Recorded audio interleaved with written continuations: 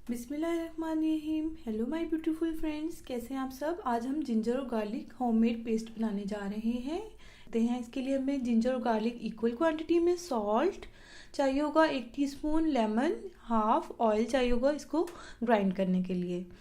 आप और एक जार ले लें आप, जिसमें आप इसको फ्रिज में रख लें। और एक ये जैसे यूज़ वो मिलते हैं योगर्ट वगैरह के, जो डिस्पोजेबल मिल रहे होते हैं, जिनके अंदर योगर्ट आता है मार्केट में, इसमें आप इसको डाल कर फ्रीज भी कर सकते हैं और बाद में किसी भी बॉक्स में डाल लें इसमें। और ये होगा कि जब भी आपको चाहिए होगा, एक पीस लिया और आपने यूज़ कर लिया सालन के लिए, अपनी खाना बनाने के लिए।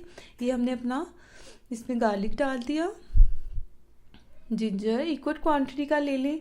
इंशाल्लाह अगर आप इस तरीके से बनाएंगे तो ये बिल्कुल भी वो जो अक्सर होता है कि ग्रीन हो जाता है या स्मेली से हो जाता है, तो इंशाल्लाह अगर आप इस तरीके से बनाएंगे तो ये बिल्कुल भी ग्रीन नहीं होगा, फ्रेश रहेगा। आप इसको 1 माह तक रखें, बेशक बिल्कुल फ्रेश रहेगा। आप जब आपको ज़रूरत हो आप इसको यूज़ कर लें।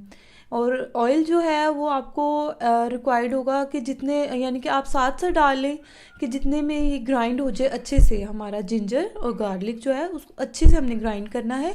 जब आप इसको ग्राइंड करेंगे तो आप इसमें बार बार स्पून से इसको अच्छे से मिक्स कीजिएगा, ताकि जिंजर और गार्लिक जो है अच्छे से ग्राइंड हो जाए। और जिंजर मोस्टली थोड़ा टाइम लेता है कि उसका कोई पीस ना अंदर रह जाए, इसको यूँ आप इसको अच्छे से ग्राइंड कर लें।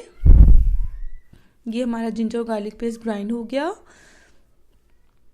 इस तरह से अच्छे से कर लें इसको, ताकि इसके अंदर कोई पीस ना रहे।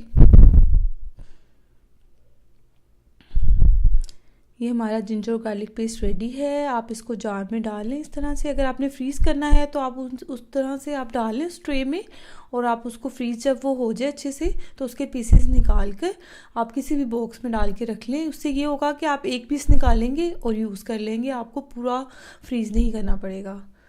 ये हमारा जिंजर गार्लिक पेस्ट तैयार है। ज़रूर ट्राई कीजिएगा, दुआओं में याद रखिएगा, and please subscribe my channel. Allah हाफिज़।